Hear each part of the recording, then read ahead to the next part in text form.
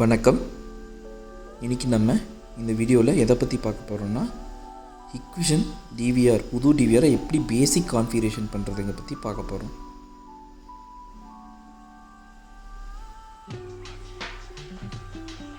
அதுக்கு முன்னாடி நீங்கள் நம்ம யூடியூபுக்கு புது வியூவராக இருந்தீங்கன்னா இந்த வீடியோக்கு ஒரு லைக் பண்ணிவிட்டு அதே மாதிரி சப்ஸ்கிரைப் பட்டன் ப்ரெஸ் பண்ணிக்கோங்க, பெல் ஐக்கானையும் ப்ரெஸ் பண்ணிக்கோங்க. உடனுக்குடனே நம்மளோட வீடியோஸ் உங்களுக்கு சேரும்.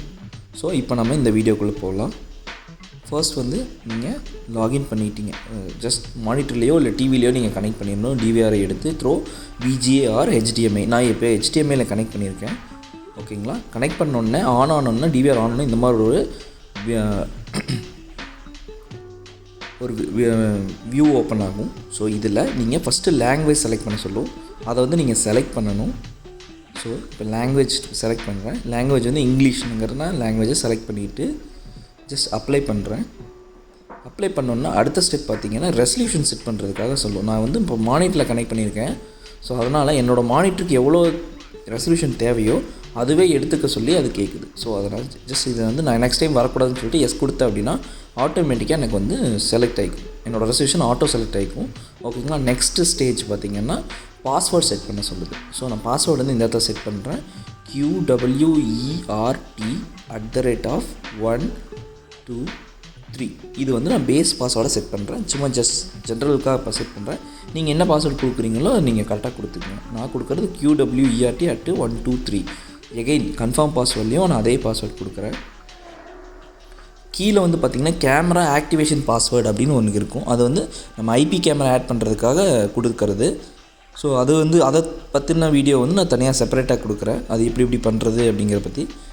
ஸோ ஓகேங்களா? நான் இங்கே கீழே இந்த யூஸ் த கேமரா பாஸ்வேர்டு அப்படிங்கிறது மேலே என்ன கொடுத்துருக்கணும், யூஸ் த டிவைஸ் பாஸ்வேர்டு இருக்குது இல்லைங்களா, மேலே என்ன டிவைஸ்க்கு இது பாஸ்வேர்டு கொடுத்தோம் அதே செலக்ட் பண்ணிட்டோம்னா ஆட்டோமேட்டிக்காக அதே செலக்ட் ஆகிக்கும். நெக்ஸ்ட் ஆக்டிவேட் அப்படின்னு கேட்கும்.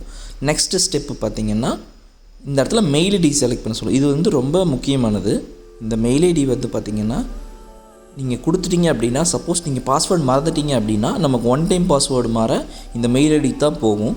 ஸோ இந்த இடத்துல நான் எங்களோட சப்போர்ட் மெயில் ஐடி கொடுக்குறேன். support@redchiptechnology.com அப்படிங்கிற இதுதான் எங்களோட சப்போர்ட் மெயில் ஐடி. அப்ளை கொடுத்துட்டு அப்படின்னா அப்ளை ஆயிரும். நெக்ஸ்ட்டு ஸ்டெப் பார்த்திங்கன்னா ஹிக் கனெக்ட் அப்படின்னு இருக்கும். ஹிக் கனெக்ட் எதுக்காகனா நம்மளோட ஆன்லைனை எனேபிள் பண்ணுறதுக்காக கேட்கும். அதை ப்ரெஸ் பண்ணிங்கன்னா உடனே எனேபிள் கிளிக் பண்ணிங்கன்னாவே ஆட்டோமேட்டிக்காக ஒரு பேஜுக்குள்ளே போகும். அதை செலக்ட் பண்ணிவிட்டு ஓகே கொடுத்துருங்க. இங்கே பைண்ட் ஸ்டேட்டஸ்ன்னு இருக்கும். பைண்ட் ஸ்டேட்டஸ்னு இதுக்கு முன்னாடி நம்ம ஏதாவது மொபைலில் கனெக்ட் பண்ணியிருக்கோமா இந்த டிவைஸான்னு காக்கும். அது கிடையாது. அதுக்கு கீழே ஸ்ட்ரீம் என்கோட் அப்படின்னு ஒன்று இருக்கும். அதை எப்பவுமே டிசேபிள் பண்ணிக்கோங்க. ஓகேங்களா? அதை விட்டுட்டு ரைட் சைடில் பார்த்தீங்கன்னா எடிட் வெரிஃபிகேஷன் கோடுன்னு ஒன்று இருக்கும். அதை என்ன வெரிஃபிகேஷன் கோடு அது டிஃபால்ட்டாக ஒன்று இருக்கும். நீங்கள் உங்களுக்கு என்ன தேவையோ அதை நீங்கள் கொடுத்துருங்க. நான் QWERTன்னு கொடுத்துருக்கேன். இது ரொம்ப முக்கியமானது. மொபைல் ஆப்புக்கு இதுதான் ரொம்ப முக்கியம். நீங்கள் என்ன கொடுக்குறீங்களோ அந்த இடத்துக்கு கேட்கும். ஓகேங்களா? அடுத்து security code password, security questions. இது கொஷின்ஸ் எதுக்காகனா சப்போஸ் நம்ம மெயில் ஐடியும் நம்ம பாஸ்வேர்டு மறந்துட்டோம், இல்லை டிவைஸோட பாஸ்வேர்டும் மறந்துட்டோம் அப்படின்னா இந்த டிவிஆர்லேயே இந்த கொஷின்ஸ் எல்லாம் நம்ம கொடுத்தோன்னா பாஸ்வேர்டை ஈஸியாக ரீசெட் பண்ணிக்கலாம். ஓகேங்களா? இது முடிச்சோன்னா கீழே மேனுவல் கான்ஃபிகரேஷன். இப்போ இந்த பேஜ் பார்த்திங்கன்னா பேட்டர்ன் செட் பண்ண சொல்லுது. ஓகேங்களா? நான் எல்ங்கிற ஒரு பேட்டர்னை செட் பண்ணுறேன் டிஃபால்ட்டாக. ஃபஸ்ட் பேட்டர்ன் செலக்ட் பண்ணிட்டு இது கன்ஃபர்மேஷன் பேட்டர்னுக்காக கொடுத்துட்டு அப்படின்னா இது வந்துடும். நெக்ஸ்ட்டு ஸ்டெப் நெக்ஸ்ட்டு ஸ்டெப் பார்த்திங்கன்னா பேசிக் தான். எல்லாமே ரொம்ப ஈஸியாக இருக்கும். டைம் ஜோனில் போய்ட்டு நீங்கள் பாம்பே நம்ம மெட்ராஸ் இருக்கு இல்லைங்களா, அது செலக்ட் பண்ணிக்கோங்க. டேட் ஃபார்மேட்டில் டேட், மந்த்து, இயரு, அதே மாதிரி ஸ்டார்ட் டைம், எண்ட் டைம் எல்லாமே சிஸ்டம் டேட் டைம் எல்லாமே கரெக்டாக நீங்கள் கொடுத்துட்டு நெக்ஸ்ட் ஸ்டெப் வந்துடுங்க. ஜஸ்ட் நீங்கள் கிளிக் நெக்ஸ்ட்டுங்கிற ஒரு பட்டன் ப்ரெஸ் பண்ணிங்கன்னாவே போதும். அடுத்த ஸ்டெப்புக்கு வந்துடும். அடுத்த ஸ்டெப் இது இந்த ஸ்டேஜ் எதுக்காகனா IP அட்ரஸ் செட் பண்ண சொல்லுது. உங்களோட IP அட்ரஸ் என்னவோ அதை நீங்கள் செட் பண்ணிக்கலாம். ஓகேங்களா? இப்போ நான் DHCP எப்போவுமே எனேபிள் பண்ணாதீங்க, டிசேபிள் பண்ணியே வச்சுக்கங்க.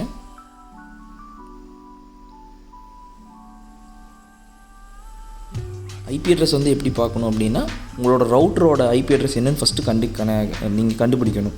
கண்டுபிடிச்சக்கப்புறம் அதனோட சீரீஸ் நீங்கள் எடுத்து போகணும். For example 192.168.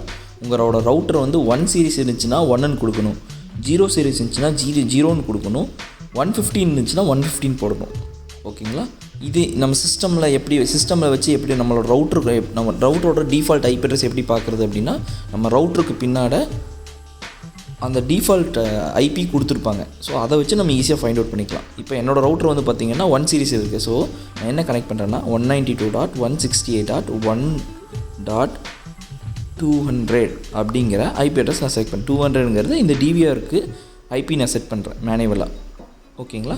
சப்நெட் மாஸ்க் வந்து எப்போவுமே 255.255.0 இதுதான் எப்போவுமே டிஃபால்ட்டாக வர்றது. அடுத்தது டிஃபால்ட் கேட்வேங்கிறது வந்து நம்ம ரவுட்டரோட ஐபி அட்ரஸ் என்னவோ, டிஃபால்ட் ஐபி அட்ரஸ் என்னவோ அது எங்களோடது வந்து 1.1ன்னு இருக்குது, அது கொடுத்துட்றேன். அடுத்தது ப்ரிஃபர்ட் டிஎன்எஸில் வந்து எப்போவுமே 8.8.8.8 4 8 இருக்கணும்.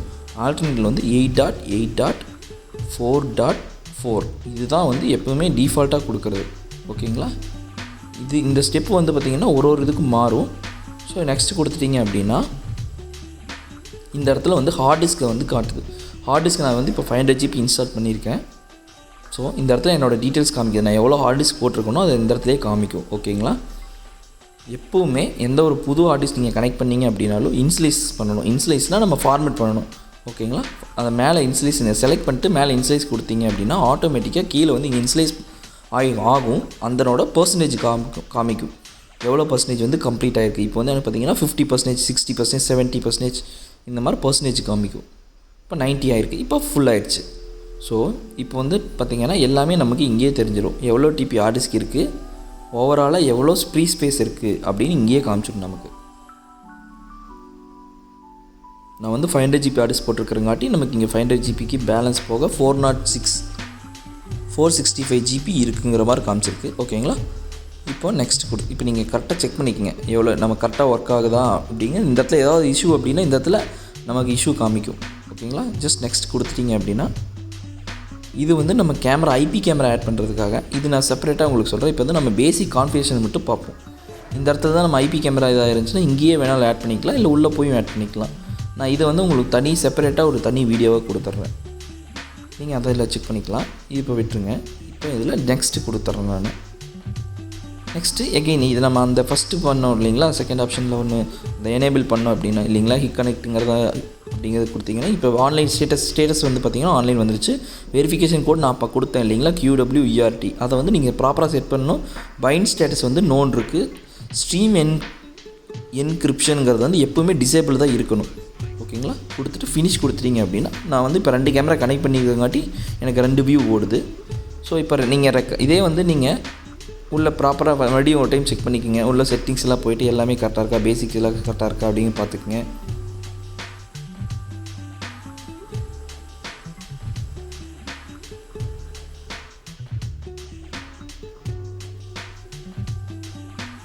ஸோ நான் இப்போ 2 கேமரா தான் கனெக்ட் பண்ணியிருக்கேன்.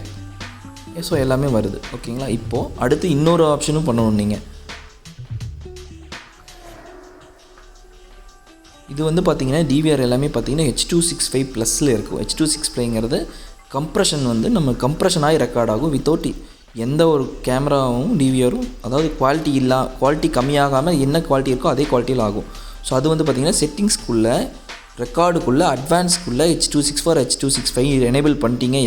எனேபிள் பண்ணிவிட்டு இங்கே கன்ஃபார்மாக நீங்கள் எனேபிள் பண்ணுறீங்களான்னு கேட்கும். எஸ் கொடுத்துட்டீங்க அப்படின்னா H.265ங்கிறத எனேபிள் ஆகிக்கும். ஓகேங்களா? அது ஒரு டைம் ரீபூட் ஆகும். இந்த H.265 கொடுத்தீங்க அப்படின்னா ஃபார் எக்ஸாம்பிள் ஒரு 10 days வரக்கூடிய ரெக்கார்டு வந்து நமக்கு 1 or 2 days வந்து சேர்த்தி கொடுக்கும். ஸோ நமக்கு ஒரு 12 days to 13 days நமக்கு பேக்கப் கிடைக்கும். வித்தவுட் எனி அந்த குவாலிட்டி நம்ம என்ன லைவில் ரெக்கார்ட் ஆகிட்டுருக்கோ அதே குவாலிட்டியில் தான் ரெக்கார்ட் ஆகும். நமக்கு வந்து டேஸ் கொஞ்சம் ஜாஸ்தியாக கிடைக்கும். ஓகேங்களா? இது கொடுத்தீங்கன்னா வெயிட் பண்ணணும். ஏன்னா இந்த DVR வந்து ரீபூட் ஆகும், ஆஃப் ஆகி ஆன் ஆகும். அது வரைக்கும் நம்ம வெயிட் பண்ணணும்.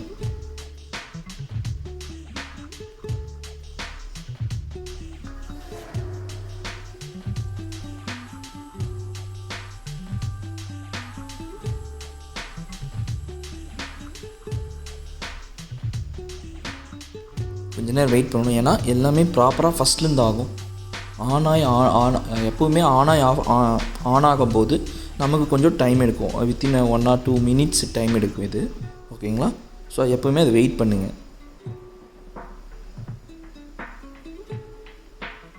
ஸோ இப்போ பார்த்தீங்கன்னா நமக்கு டிவிஆர் ஆன் ஆகி இந்த வியூ தான் வரும். நமக்கு ஃபஸ்ட்டு ஹிக்விஷனோட லோகோ வந்துடும்.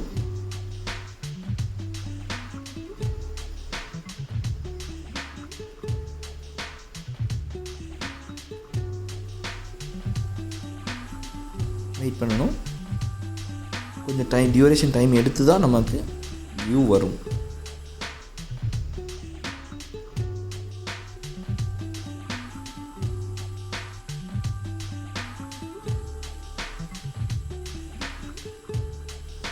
இப்போ நமக்கு வியூ வந்துடுச்சு. ஓகேங்களா?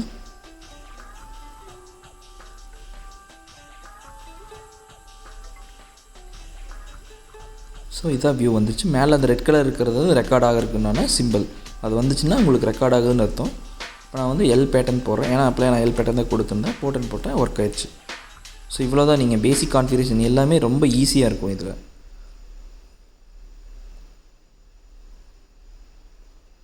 So thank you. Thanks for watching this video. Keep support us.